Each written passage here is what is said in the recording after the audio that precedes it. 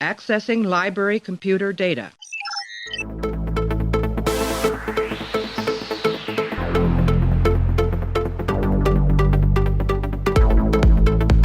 And to make sure history never forgets the name Enterprise. Hey everybody, we're here to wrap up the TOS and TNG movies. It's been quite an experience. We spent the past 10 weeks going through all of the TOS films, all the TNG movies, right before we start moving on to Deep Space Nine, the series after this. And Clay is here joining us. We're going to talk about our sort of general wrap-up thoughts about the movies as a whole. Just give maybe 10, 15 minutes about it. Nothing real in-depth. If you want in-depth analysis about the movies, go back and check out the individual podcasts. But Clay, how are you? I'm good. I thought we were going to in-depth on all of them again in one combined show. See how poorly... Like the collected Blu-ray set of the podcasts in a single podcast. Going back on it, probably it would show you how bad your memory is about the things. Mine would certainly be bad. I probably couldn't remember. My memory is bad episode to episode of pretty much any show we do. So yep. I don't think it doesn't help for me to go back and see what I said. Getting into the movies. Yeah. Do we have any sort of general takes about it? I guess I'll start by just saying that the TOS has improved in stature a little bit for me. TNG has gone down in stature. The movie franchises anyway. I think that's the general consensus about it. The TOS movies feel more complete and like of a package than the TNG, but the TOS movies feel that way as opposed to the TNG movies, which feel more scattershot to me and less focused and less satisfying as a whole. And I think that the TOS movies are just sort of generally better. Is there anything you sort of wanted to just sort of big, broad takeaways from this? Well, I came to the same conclusion you did, and I think what I came away with was more of a question, which was why is that the case? Why are the TOS movies more successful than the TNG movies? And I was wondering if it had to do with the fact that there was before the movie started, there was so much more TNG, that there was so much more time for the cast to turn into like a true ensemble with characters that were all really pretty fleshed out. So when you get to the movies, it's harder to make everybody work. Whereas TOS, it's always, Scotty's there too, Chekhov is there too, but it's always been Kirk and Spock, sometimes Kirk, Spock, and McCoy. Yeah.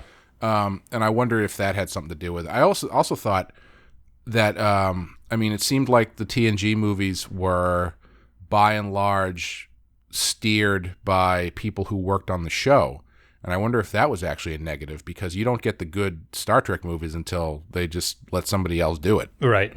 Yeah. Yep. I mean, to tie into that, I think it might actually be the amount of time that TNG went, it was also time to develop an ensemble. It's also a chance to sort of run out of ideas for movies in a lot of ways. The TOS movies had a kind of freshness to them because they weren't like anything that had happened previously, and so much time had passed too, Right, and time had passed, and it wasn't just like picking up right after. So you've got the angle there of the aging actually makes sense in the TOS movies. They have storylines that they haven't repeated at this point. And TNG is the exact opposite of that stuff. And I think that, the strength of TOS is that the limiting of the main cast members allows you to have a better film version, where the TNG crew, where everyone is not really equal, but they're at least more on the same level of each other in terms of what screen time they deserve and everything like that. The TNG cast is harder to bring to the big screen because you have to, as we've talked about before in all the movies, the only way to deal with these movies is to split the cast up because it gives each of them a chance to do things. And the most successful of the movies do that, and the least successful tend to not do it. Do you think that the TNG movies... So, I guess they kind of had to do Generations when they did it to capitalize on the popularity of the show, and also because the other actors were dropping like flies from the old show. Yeah. But do you think they would have benefited if they had taken more time off? Like if they had ended the show, I guess done Generations, but let's for the sake of argument say they didn't do Generations. They end the show, and then they don't do the first movie until like 2000. Or do you think by that point Star Trek was so dead that it wouldn't have helped? Yeah, I think Nemesis came out in 2002, right? And Nemesis coming out in 2002 is actually 4 years after Insurrection came out. So that's a big delay, and at that point, Star Trek was already dead, and I don't think that there would have been the interest in it. So I think that they had to strike while the hammer was hot.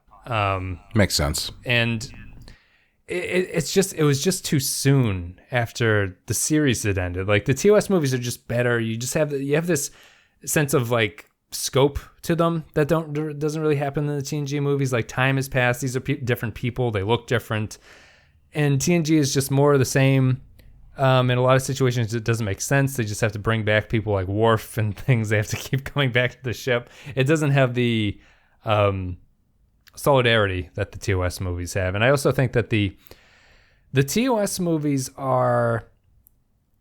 feel similar to each other. Like, they feel like they're kind of in the same universe in a way that the next gen movies don't feel that way. They look different from each other. They have different sort of storylines. They have themes that don't cross across all the movies in a lot of ways. And I think that does a disservice to it as well.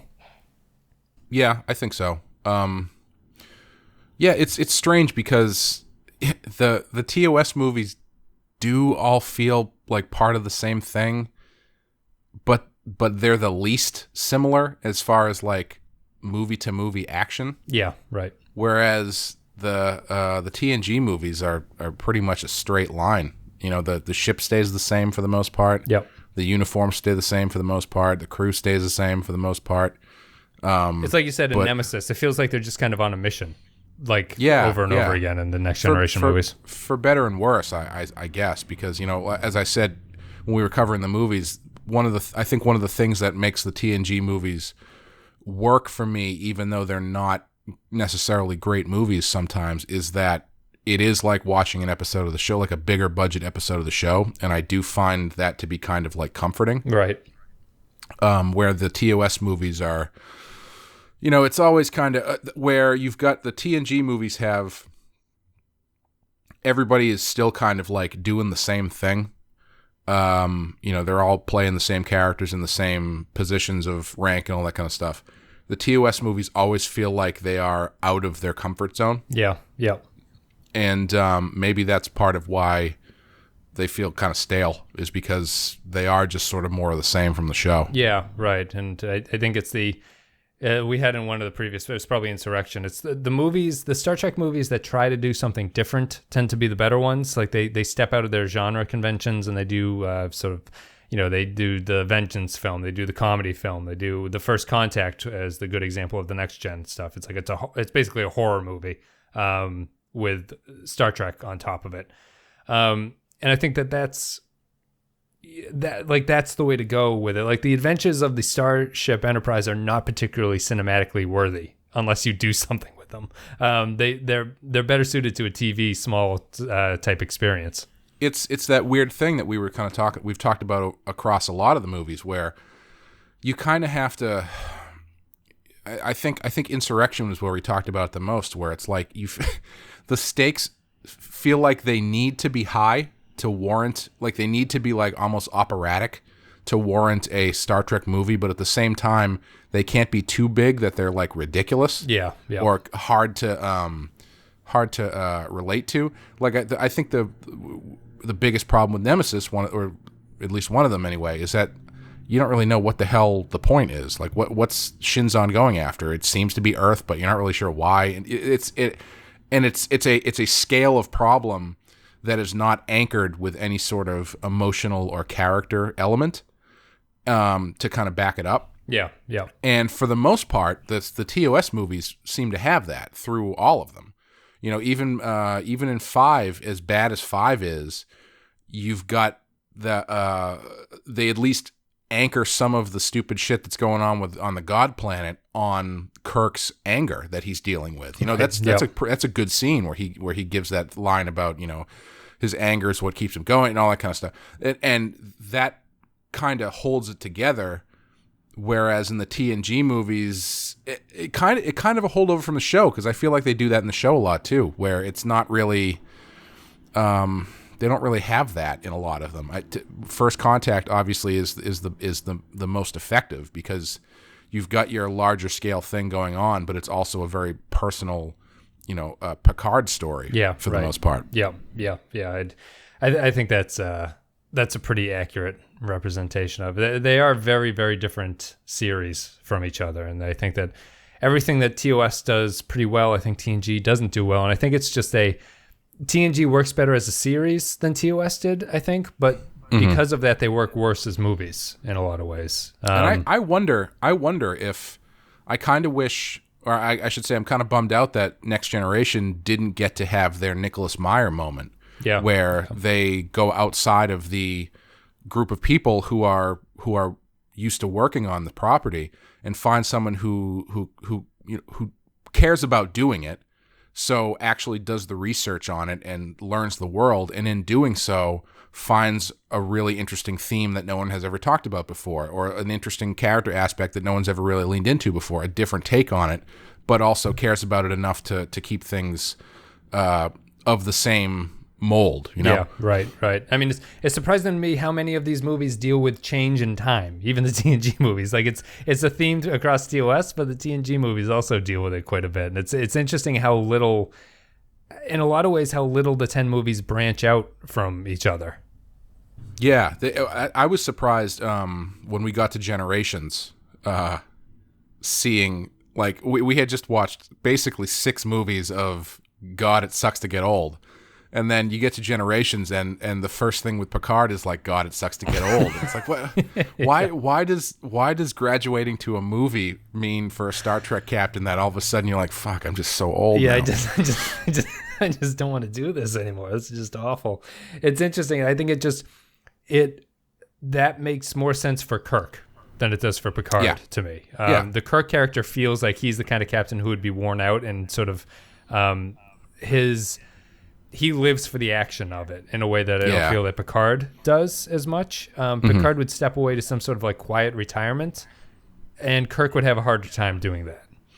And I wish that they had played that up more, because one of the things I was talking about in Nemesis was how they're trying to go for this moving on kind of thing, and I wish they had done kind of an inverse of what they do with Kirk, where instead of Kirk kind of being forced to move on and not wanting to, for Picard, everybody else is moving on and he's not. And I think one of the failings of the TNG movies, I kind of joked about it in Insurrection. If you've got a lot of them running around outside, it's generally not a good movie. It's like a marker. And I think another kind of marker is how much action Picard is involved in. Sure. Because when, like, Nemesis has Picard like running around. I believe there's one point where he's shooting 2 guns at the same time. Oh yeah, poorly. Just like running through the and it's like this doesn't feel right. But if you lean into the theme of like maybe where Kirk is lives for the action and is regretting getting old and not being able to do that stuff anymore. If you have Picard play it as, well, maybe Picard feels like he's played it too safe for his entire career. Sure. Or played it too safe for his life, so that when he gets to that point where he is doing the running and gunning, it's sort of like he's, feeling young again or something like that. Yeah, he's trying to see what the other side of the coin would look like or something like that. Yeah. Or it's forcing him to step outside of his comfort zone, at least. Right, exactly. And I think that's what the best movies do to the characters, right? Like that's definitely. Yeah, that's the change where the episodes themselves can kind of be comfortable in the comfort zone. The TV series kind of relies on there being a comfort zone and you existing in it. Yeah, it kind of has to, because I mean, TV, especially episodic TV, is fairly formulaic, and so you need certain things to be reliably there for it to work. Yep. Yeah. Like, could you imagine? I guess technically this is the concept for Voyager, but I was going to say, could you imagine if every episode of TNG was the ship being broken down and not being able to do? Because that's what every one of the TOS movies is like. Well, the ship isn't really working today, right? Yeah. But we still have to fight off an entire Klingon fleet, and we'll do it, by God. Yeah, I think that's a pretty good breakdown of it. It's interesting, and it's a very it's been eye-opening to go through all the things. But I think this is just going to be a short podcast, short video. You guys can hear the views that we had on the movies, where we get a better sort of grasp on each of them in particular. But we'll just wrap this up with sort of counting down our order of the movies, and then we'll post this on the website. You can go to thepenskypodcast.com, go to the movies section, and then the ratings, and we'll have our lists here for me and Clay. So, Clay, we'll start at number 10. What's your least favorite? We'll go from least favorite to most to the best, I guess, would be the way to go about this.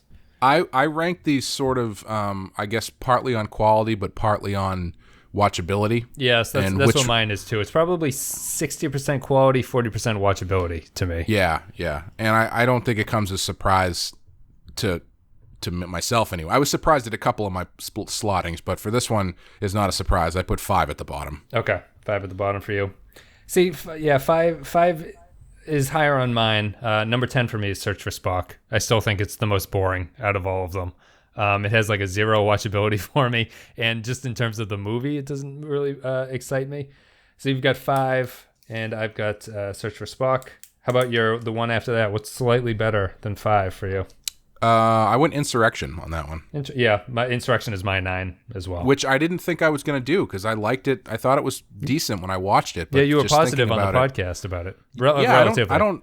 I don't hate it. It's just, I don't as far as something that I would reach into the collection to throw on while I was doing something else. Insurrection's pretty low on the list. All right, yeah, Insurrection is mine, number 9, and then my 8 is Final Frontier. That's 5 for me. That's where I put Spock for that one. You put Spock, so we just switched those two around. And then after that I have Generations. Nemesis. Nemesis for you. Then I have Nemesis after that, slightly better than Generations. All the TNG movies are kind of clumping down at the bottom here. Yeah. What's your number 6? My number 6 is number 6. Okay, so Undiscovered Country right there for you. Yep. So after Nemesis, I have The Motion Picture is my number 5. I actually have Generations at number 5. Generations, okay. So you like Generations a little bit there. Yeah, I think, as I've said, I'm a sucker for torch passing movies and different versions of stuff, and I would be more apt to probably throw that one on just to kind of hang out with it than I would a lot of the other ones. Yeah. Even 6, as much as I liked 6, which wasn't as much as I remembered liking 6, but 6 is a solid movie. But even there, it's like, I don't know. There's not a lot of stuff that I would go back to. Yeah. I mean, it's fine. It's fine. It's good, but it's not. It doesn't pop out in my mind. It doesn't pop out in my mind a lot. So my 4th is Undiscovered Country. That's the 4th best movie to me. What's your number 4? Motion Picture. Motion Picture. Okay, so yeah, we're getting a little bit of variance here. Number 3 is First Contact for me. 3 is Voyage Home. Voyage Home. And then 2 for you would be First Contact. Correct. Yeah, 2 for me is Khan. And number 1 for me is Voyage Home. And number 1 for you would be Wrath of Khan. Wrath of Khan. Yeah, so that's it. That's the order right there. I basically see them as you could clump them into 3 tiers, which you did in a previous podcast. My Voyage Home to Undiscovered, so Voyage, Khan, First Contact, and Undiscovered are like the top tier of the movies for me. The second tier would be Motion Picture, Nemesis, Generations, and Final Frontier. And then the bottom 2 movies are Insurrection and Search for Spock, basically. Yeah.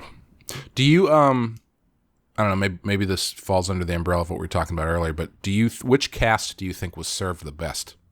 It's definitely TOS. Yeah. They just had things going on that, like, Beverly Crusher basically might as well they'll not exist in the TNG movies. Yeah. It's that kind of, like, TOS is just better served in general. It ends and it feels like it's a complete story. Like, it feels like that crew is done at that point. Mm-hmm. TNG didn't have that. Yeah, I would agree. I mean, I think in First Contact, Robert Picardo's holographic doctor might have more lines than Beverly Crusher does. Yeah, and that's what people were looking for. Yeah, so you guys, you can go to the Pensky podcast. You can check out those ratings. They'll be up there for that. It's been interesting. And yeah, the ranking of the movies, we do the 1 to 5 thing for all of the series episodes, but I feel like ranking the movies against each other is a better way to compare them because of it's tough to sort of numerically give them a grade. It's better just to rate them against each other and see where they go. Yeah. How would you feel, and are you surprised that they haven't done this yet, about if I think at this point in popular culture where stuff just seems to be coming back. I mean, Arrested Development came back. Will and Grace is coming back. Everything's coming back. I am surprised that no one, maybe someone has pitched this, that no one has pitched a TNG universe like reunion movie. Yeah, that would feature TNG, Voyager, and Deep Space Nine. Yeah, I think they're scared of it, right? And Tarek on Twitter brought up the fact, like, would we want to see a TNG movie? You brought up like you'd be comfortable with the TNG movie being in the Abrams universe, as like the Abrams crew takes on the Borg and the TNG crew. Yes, that's your thing. Yes, I'm generally the Abrams cast versus the Borg in and of itself is what I want to see. But if you added on top of that, like a time thing where the current quote unquote current day TNG crew ended up back there, so it's like old Riker trying to fight that. I would 100%. I'd be on board for that. That's probably the best case scenario. I wouldn't want to see a TNG movie. It would be tough to pull off, I think, and especially if you combined all the crew, the DS9, Voyager, and everything like that. It would be. Well, I guess they feel of a different era.